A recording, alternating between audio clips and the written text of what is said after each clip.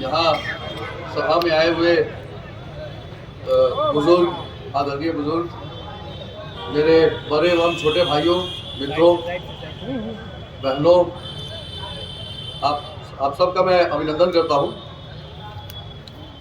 मुझे जन स्वराज ने जो मौका दिया है, ये आप लोगों को रिप्रेजेंट करने का तिरहुत कॉन्स्टिट्यूएंसी से, तो डेफिनेटली आप विश्वास रखें कि मैं उस उम्मीद पर पूरा खरा उतरूंगा। और मैं ये वादा करता हूँ आज के डेट में कि मैं इस फील्ड में, अगर मान लीजिए आप लोगों ने मौका दिया, तो जो ये 13 महीने का ये सेशन होने वाला है, इस 13 महीने के सेशन में बहुत कम मुद्दे उठाऊंगा और उन्हें निष्पादित भी करूंगा। जैसे स्नातकों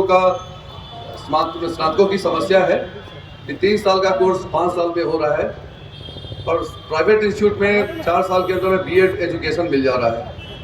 तो डेफिनेटली ये 3 साल का कोर्स और 5 साल में क्यों हो रहा है, इस पर मैं ध्यान दूंगा। युवा जो होते हैं, युवा स्नातक जो हुए, स्टूडेंट्स हुए, उनके लिए ये मेरा एक कदम रहेगा।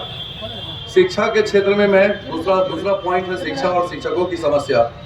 तो शिक्षा के क्षेत्र में सुधार करने के लिए शिक्षकों का मनोबल बढ़ना चाहिए और शिक्षकों का मनोबल गिराया जा रहा है। 9 बजे फेशियल अटेंडेंस लग रहा है, सिर्फ शिक्षकों का लग रहा है। देखा जाए तो 3:15 बजे स्कूल का समय खत्म हो रहा है, 4:30 बजे स्कूल में हम लोग को रखा जा रहा है। तो ये एक सेकंड इशू होगा कि आखिर शिक्षकों का समय का चोर बता करके शिक्षकों का जो समय के कारण में उनको दंडित किया जा रहा है। और 3:15 बजे से कोई स्टूडेंट नहीं रहता है, फिर भी स्कूल में 200 से ऊपर स्कूल घुमा हूँ, हर जगह पे कोई भी स्टूडेंट नहीं मिलता है, कोई गार्जियंस नहीं मिलते हैं।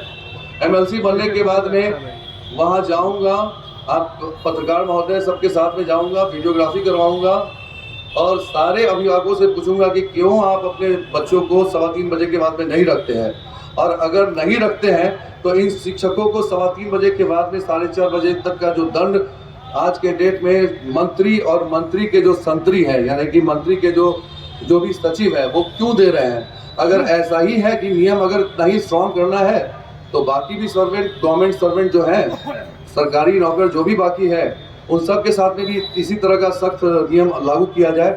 दूसरा चीज़ है कि चिकित्सा, तीसरा पॉइंट है चिकित्सा। तो चिकित्सा के क्षेत्र में भी मैंने एक चीज़ देखा है कि मेडिकल कॉलेजेस या हॉस्पिटल्स में जितने भी डॉक्टर्स होने चाहिए, स्टाफ होने चाहिए, वो नहीं है। यहाँ तक कि मेरे नाना जी स्वर्गीय नाथ पांडे जी के द्वारा जो मेडिकल कॉलेज एसकेएमसीएच खोला गया था, उस मेडिकल कॉलेज का रिकॉग्निशन रीऑर्गेनाइज होने वाला है, यानी कि खत्म होने वाला है। और सरकार हॉस्पिटल पे हॉस्पिटल, मेडिकल कॉलेज पे मेडिकल कॉलेज को ले जा रही है। अभी सुपर स्पेशलिटी हॉस्पिटल खुला है, नड्डा जी के द्वारा इनॉग्रेशन हुआ था, उसके अंदर में कोई भी सुविधा नहीं है। सीटी स्कैन 5 साल से सड़ चुका है, एमआरआई एसकेएमसीएच का गायब होकर के और वो यहाँ से निकल चुका, वो लिस्ट में है लेकिन हमारे यहाँ पर दिया नहीं गया। एमआरआई बहुत महंगी मशीन होती है, प्राइवेट में या फिर गवर्नमेंट में एक मरीज को 4,000, 5,000 से 15,000 तक लगता है। सरकार अगर ये मशीनें फ्री नहीं दे पाएगी, 5 लाख का अल्ट्रासाउंड मशीन देती है, गंदी सी गंदी मशीन देती है, तो जो आम मरीज हैं जिनके पास में पैसा नहीं है, वो तो अच्छी मशीन, अच्छी सुविधा नहीं लेंगे तो वो प्राइवेट में जाएंगे। तो आप उसके बाद में कहेंगे डॉक्टर लूट रहा है। डॉक्टर नहीं लूट रहा है, सरकार लूट रही है। सरकार अच्छी मशीनें नहीं दे रही है, डॉक्टर्स को ड्यूटी वहाँ पर नहीं दिया जा रहा है, होम पोस्टिंग नहीं दिया जा रहा है। होम पोस्टिंग के नाम पर एक अमाउंट फिक्स कर दिया गया है, जिस अमाउंट के अगर देने पर ही, मान लीजिए कि एक assistant professor, SR, doctor, professor, हर चीज़ का एक रेट लगा दिया गया है। वो रेट देने पर ही आज के डेट में पोस्टिंग होती है, होम पोस्टिंग। तो होम पोस्टिंग आपको सुपरिटेंडेंट लेवल, प्रिंसिपल लेवल, यहाँ तक कि जितने स्कूल है वहाँ पे प्रिंसिपल लेवल पे होना चाहिए, या फिर डीएम लेवल पर आप कर दीजिए। बहुत सारे शिक्षक हैं जो यहाँ पर रखे हुए हैं। और उसके अलावा एक शिक्षक को 45,000 का जॉब मिलता है। क्या 45,000 के अंदर में आप होम से, अगर किसी का घर है, अगर मान लीजिए गया और उनको आप मुजफ्फरपुर या फिर सीतामढ़ी, शिवहर में जॉब देते हैं, तो या तो उन्हें 2 ही चीज़ स्थिति होगी, या तो 2 घंटा 3 घंटा जर्नी करना पड़ेगा बाइक से और 9 बजे सुबह में पहुंचना होगा। मोकामा में 2 शिक्षक अभी मौत हुई है, तो वो जल्दी पहुंचने के कारण में हो रही है। रात में सोएंगे नहीं, 5 बजे निकलेंगे घर से, तब जाकर के 9 बजे पहुंचेंगे। सब कुछ काम संपादित करने के बाद में 9 बजे, 5 बजे जगने वाला आदमी फिर 4:30 बजे घर जाएंगे, 8 बजे पहुंचेंगे। हो सकता है अगर दूर से आ रहे हो तो 10 बजे पहुंचेंगे। कहाँ से उनको आप मनोबल आप अच्छा कर पाइएगा। वो अपने बच्चों का नहीं सोच सकते। अपने घर में अगर उनके कोई भी बीमार पड़ते हैं, तो हमारे ही घर में कोई बीमार पड़ते हैं तो रात हम लोग का 12, 1, 2 बज जाता है। इलाज करवाते हुए, वो तो ये भी नहीं कर सकेंगे कि हॉस्पिटल भी अपने अपने गार्जियंस को ले जा पाएंगे। तो आप शिक्षकों का मनोबल तोड़ रहे हैं सिर्फ अपने अपने गुरूर में। आपका गुरूर ये है और आप कहते हैं कि शिक्षक से अच्छी शिक्षा नहीं देते। आप उनको समय की सीमा कम कीजिए, होम पोस्टिंग करवाइए उनको। सारे शिक्षक और चिकित्सक सबको होम पोस्टिंग दीजिए। आप यहाँ मुजफ्फरपुर में 2000 से ऊपर डॉक्टर्स बैठे हुए हैं।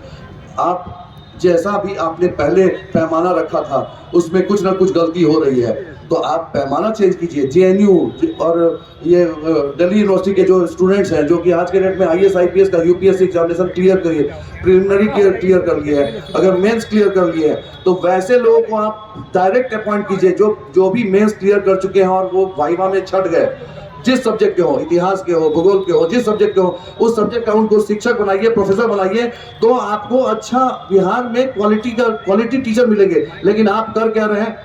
आप जात के आधार पर, आरक्षण के आधार पर बिहार को बांट रहे हैं। बिहार को दो भाग में आपने बांट के रख दिया है, जात के नाम पर बांट दिया है या फिर धर्म के नाम पर बांट दिया है। फलना फलना जाति, फलना फलना पार्टी का, फलना फलना धर्म, फलना पार्टी का। और उससे भी नहीं अगर आपका मन भरता है तो आप वहां पर आप आज के डेट में एक फॉरवर्ड बैकवर्ड एक राजनीति खेल रहे हैं। नहीं, बिहार नहीं। आज के डेट में मुझे लगता है कि सारे बिहारवासी समझिए कि सारे हिंदुस्तान के निवासी जो है वो एक ही चीज है। हम सब को एक्सेप्ट करना होगा कि हम सब बनिया है। बनिया का मतलब क्या होता है कि कहीं हम खरीद रहे हैं, कहीं पे हम सेलर हैं, कहीं पे हम बायर हैं। यानी कि हम कहीं पे खरीद रहे हैं, कहीं पे कुछ बेच रहे हैं। मैं डॉक्टर हूं तो मैं अपना हुनर बेच रहा हूं। मैं किसी दुकान में जाता हूं तो या फिर कहीं किसी मॉल में जाता हूं तो वहां पर मैं खरीद रहा हूं। तो हम सब कहीं ना कहीं खरीदार हैं और कहीं ना कहीं विक्रेता हैं। तो एक्चुअली में हमारा सारा समाज देखा जाए वो ब्राह्मण है, ये है, वो है, फलना है, ढिमना है, तो वो मुस्लिम है, नहीं, सारे के सारे बनिया है। ये जात के आधार पर जो धर्म के आधार पर बिहार को बांटा जा रहा है, मुझे लगता है कि ये प्रशांत किशोर जी जो आ रहे हैं तो वो आज के डेट में आपको एक विकल्प दे रहे हैं, नया विकल्प दे रहे हैं, नए बिहार का विकल्प दे रहे हैं। 20 साल पहले बिहार हम लोगों ने, जब मैं 2005 में आया था, 2004 में आया था और 2005 में नीतीश जी आए थे, डेफिनेटली उस समय में बिहार में विकास हुआ, हम सब ने देखा। 5 साल 10 साल देखा, लेकिन पिछले 10 साल में हमें कोई विकास नहीं दिख रहा है बिहार में। आप ही होंगे, मैं तो देख ही रहा हूँ आज के डेट में नाला, रोड का नाला देखते हैं कि रोड का नाला कांच करके और बगल में डाल देता है, वही सूख करके फिर उसके बाद में उसी नाले में चल जाता है। स्मार्ट सिटी कहलाता है। स्मार्ट सिटी के नाम पर मैं सुनता हूँ कि 2200 करोड़ रुपया मिला है मुजफ्फरपुर को। वैसे ही सारे तिरुत कंस्टिट्यूंसी के सारे शहरों को मिला है। नेता रिप्रेजेंट जो कर रहे हैं हमें, वो वहां जाकर के बोल नहीं पा रहे हैं। आप एक ये ऐसी पार्टी है जहां प्रशांत किशोर जी नहीं आ रहे हैं, मेरा नॉमिनेशन करने नहीं आ रहे हैं। दूसरे पार्टी में देखा जाए तो सब के सब मंत्री आ रहे हैं, तो कहीं पर पार्टी के नेता जो मेन विपक्ष के नेता है वो आ रहे हैं और वो जात के नाम पर बात कर रहे हैं, धर्म के नाम पर। टोपी पहनी जा रही है आपका टोपी उतारने के लिए, अगर पानी पिया जा रहा है तो आपको पानी पिलाने के लिए। तो टेंडेंसी अलग है। आज के डेट में हो सकता है कि सामने में 2 तरह का चेहरा लेकर के 2 लोग घूम रहे हैं। एक आपको दिखाने के लिए, जैसे पुराने जमाने में कहा थी कि हाथी के दांत खाने के अलग होते हैं और दिखाने के अलग होते हैं। तो नेता जो आज के डेट में लीडर्स हैं, जो भी पार्टीज हैं, वो पार्टीज दिखाने के लिए अलग है और करने के लिए अलग है। प्रशांत किशोर जी एटलीस्ट उनकी सोच, रील्स हम सारे जितने भी शिक्षित है वो देख रहे हैं। तो ये पहली बार मौका मिला है, ये पार्टी बनने के बाद में पहली बार मौका मिला है कि सभी शिक्षित कम से कम अपना वोट जन स्वराज को दें, मुझे दें और मुझ पर विश्वास रखें कि ये 12 से 13 महीने का ये टोटल समय होने जा रहा है। ये मात्र 13 महीने के लिए इलेक्शन हो रहा है। 2026 के मार्च अप्रैल में ये इलेक्शन हो जाएगा। तो आप कैलकुलेट करें तो दिसंबर में, 2024 के दिसंबर में ये इसका रिजल्ट निकल रहा है। मात्र 25 का, और साथ में आपको 25 के लास्ट में ही आप समझा जाए कि ये इलेक्शन जो है फिर से तैयारी शुरू हो जाएगी। जुलाई 2025 से इस इलेक्शन की तैयारी हो जाएगी। तो अप्रोक्सीमेटली 6-7 महीना या 8 महीना मैक्सिमम आपको मिलेगा इसको। मैं ये कहना चाहूँगा कि मात्र 13 महीने के लिए समय मिल रहा है। आप सब एक बार एटलीस्ट प्रशांत किशोर जी की सोच पर विश्वास रखें, मुझ पर विश्वास करें। 20 साल से मैं यहाँ प्रोफेसर में समय दे रहा हूँ। लोग आ रहे हैं, जात धर्म के नाम पे कर रहे हैं। मैं SKMCH के बगल में, जो परिसर के बगल में एक मदरसा है जिसके मौलाना जी हैं मुजाहिद जी, तो वो 20 साल से वो मुझे पेशेंट्स, गरीब पेशेंट्स को फ्री करने के लिए भेजते हैं, मैं करता हूँ। ना हम पूछते हैं ना वो बोलते हैं, वो सारा का सारा जैसे ही वो लेटर लिख करके भेजते हैं हमारे यहाँ पर वो सारा फ्री होता है। तो ढोंग करने वाले 20 साल से ढोंग नहीं करते हैं।